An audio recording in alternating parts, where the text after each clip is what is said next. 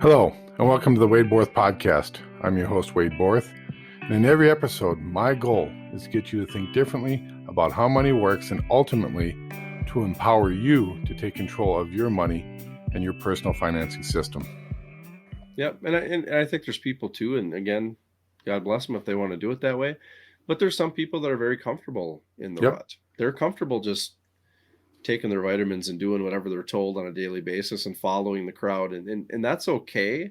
Sure. I've always been somebody who looked outside of that, but also when clients or prospects come to me and have those conversations, I'm always looking at what we left on the table. If you're doing well, like if you're really doing well in the rut, then imagine how well you would do if you stepped outside of the rut once in a while. What would you add to your plate? What money, what cash, what opportunities, what successes would you experience by thinking for yourself once in a while?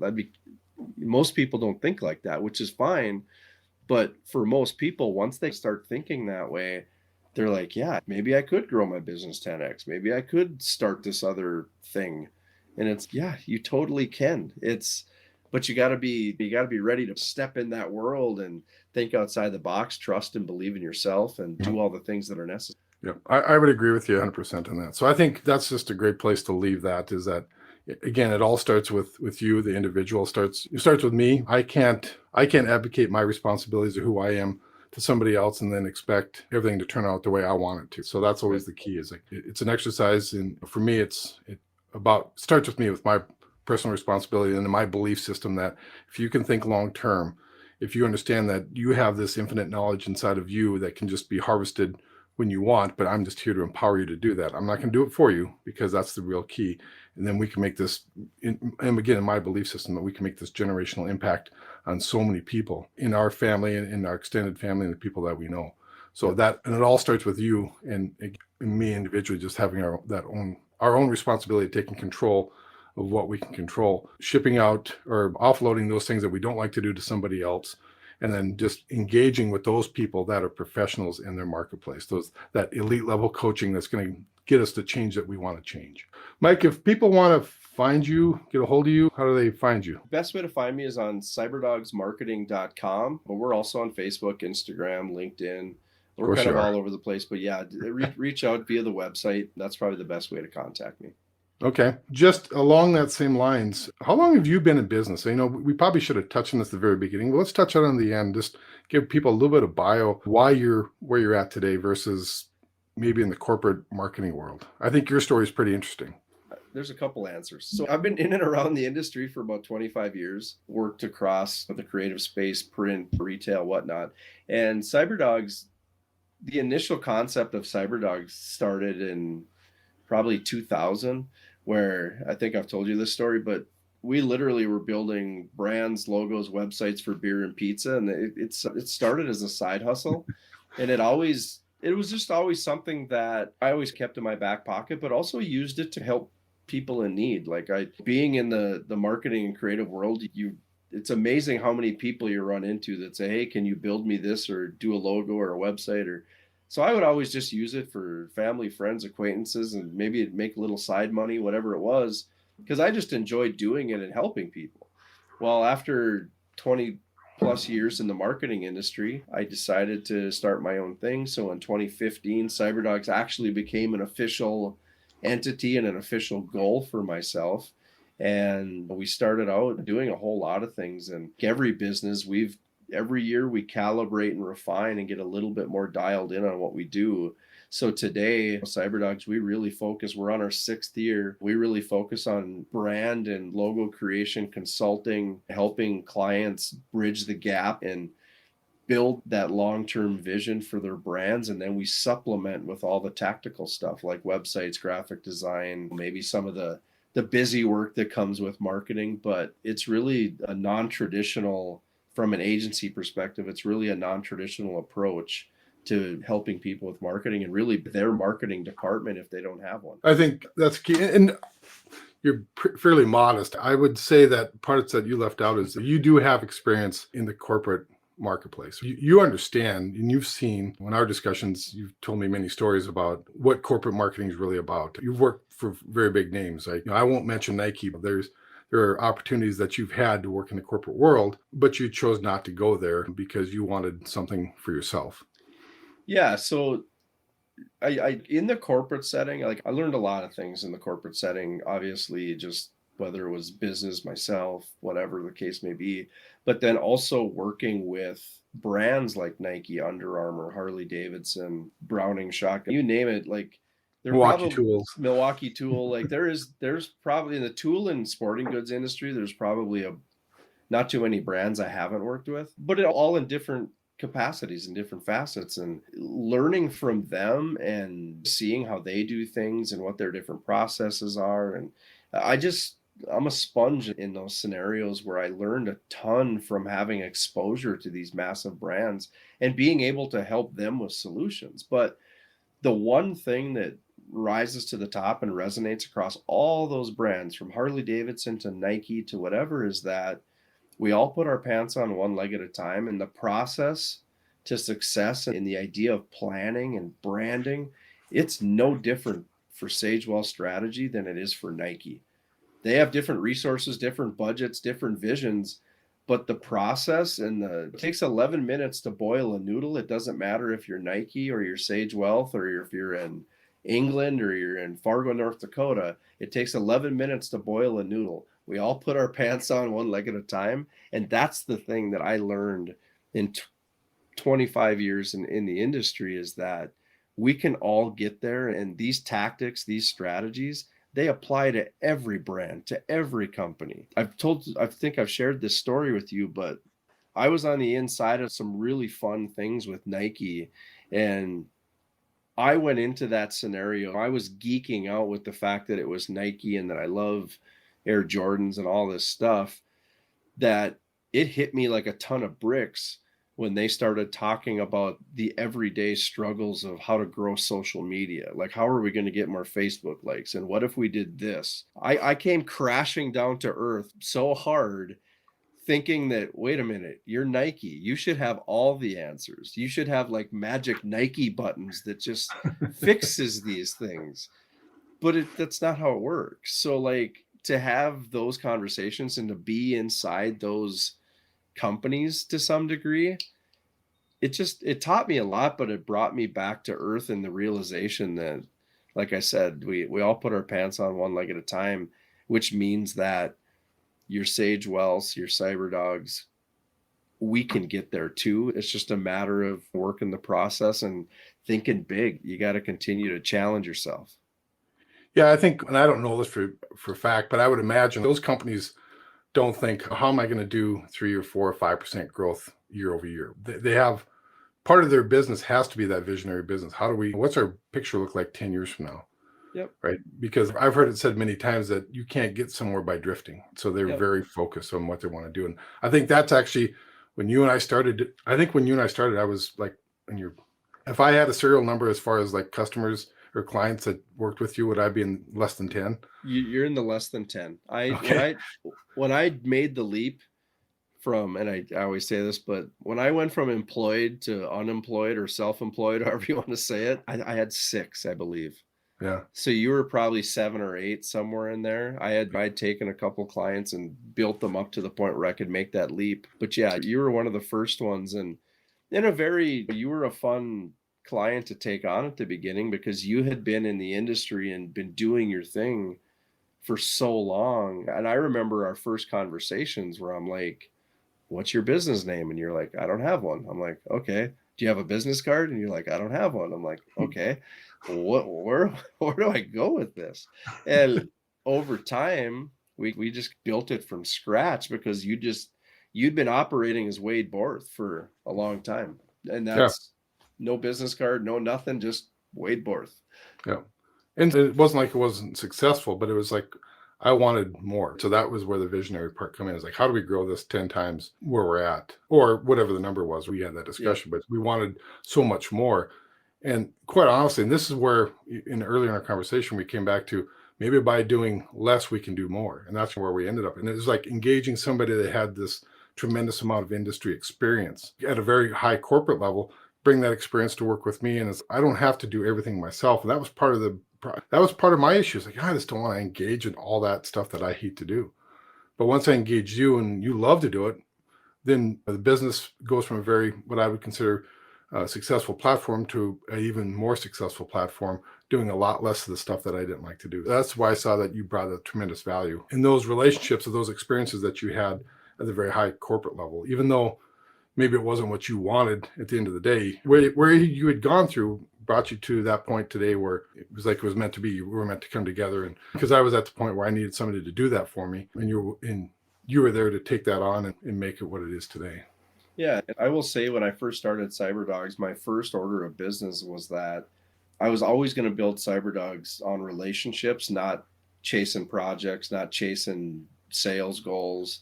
Like I fully believed then, and I still believe it now, that if I build my business on relationships, the money will take care of itself. Yep. So I don't even know if I've ever told you this, but there was nothing ideal about taking on Wade Borth as a client when I first started, except that you and I got along really well. And it's, if I'm going to live my brand, then the relationship will get me there. That's what I'm going to take on here with Wade Borth, because we didn't know where this thing was going. And again, we turned it into something. But as far as there being like this flashing light, oh, this is going to be a great client. Yeah, I don't know. I didn't know. There wasn't enough there to make that decision. It was more about, again, the relationship and knowing that I was going to trust my gut and do it that way. And yeah, I'd say it worked out. Yeah, I've said it's working out. We're closer to the beginning than we are the end, Mike. Correct. Yeah, it's just, again, it seems if there was a very straight-laced, logical, business coach involved in this conversation, he would have told me, I don't know if Wade Borth's a good fit. I don't know if I would have worked with him. There would have probably been a lot more reasons to not work with you than to work with you, except that I was going to trust my gut on the relationship side and just steer into that. Yeah. And I've continued to do that. And I think, again, that's one of the things that in a roundabout way I learned from those big corporate experiences, is that you miss opportunities if you're not paying attention to the relationships, the gut, you got to stay in tune with that and do what feels right sometimes. Yeah. So with that story though, are there clients that you said, hey, love you to death, but maybe we're not going to work together? Yeah, I'd say on average, like on a batting percentage, we probably bat 75 to 80% on the right clients. We got a very robust discovery process and we get to know them, and more times than not, it works out great. But there's that 20 to 25% where things change, the landscape changes. Maybe I missed something, or maybe they missed something in me that didn't really jive long term. And I would say in 6 years, and I'd have to go back and count how many, but we're probably in the hundreds of clients. Well, I know we are. We're probably 200 to 300 deep from a client perspective after 6 years. We've only parted ways with maybe 5 or 6 clients, and they were not bad breakups, but we'd hit a T in the road, and we just weren't going to go any further for various reasons.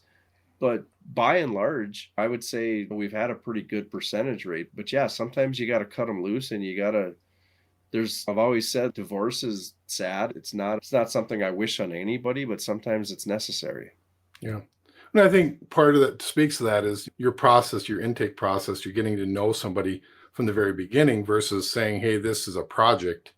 It's, again, just my observation is that you don't approach it with, hey, this is a project, let's go do it, and then find out the relationship's not going to work. You approach it with like, hey, this relationship seems to be on solid ground. Let's see what we can do for you. And I think that probably gives that high batting average. And then as we move along in this world, we all change. We all have different needs and things will change. And just knowing some of the stories that you and I've talked about, and I've had clients too that they've either gone down a different pathway or they've developed differently. And we still have a great relationship, but they're just not meant to work with me. And so I've had clients too that come to me. I'm like, yeah, I don't think we're going to work together, but let me help you find somebody that you're going to work with much better. Just because we didn't mesh either personality wise or for whatever reason, we just weren't going to be a good mix. And I would much rather work, and I know this is the same with you, I'd much rather work with those people that trust me, that I trust them, and we have a great working relationship, versus somebody that a ton of revenue potential, but we're not going to get along with. It's never going to work out. And they're not going to like me, and I'm not going to like them at the end of the day. And that's not a relationship you want to spend your time on. Because again, this finite amount of thing that we've called time on this earth shouldn't be spent on working with people that aren't our ideal people. Yeah, and I think sometimes people, and again, I think this is one of these traditional industry mindset things, is that we want to believe that losing a client or a client split of sorts, it's always a bad deal. Oh my God, you lost a client. No, sometimes you leave amicably, and sometimes it's just one of you outgrow each other, because that happens a lot in marketing. Is that I have clients that I outgrew. I've had coaches, business coaches, that I felt like I outgrew their criteria. They have a kind of a niche on how they coach or how they advise businesses, and my business moved faster than probably somebody else's, and I outgrew them. It doesn't make them a bad coach, and it doesn't make it a bad breakup. It's just I pulled away from the scenario and they couldn't keep up, so I had to move on to somebody else. I've had that happen with people that work for me. I've had that happen with, I feel like that was, why did Mike leave a successful career in a corporate industry and whatever?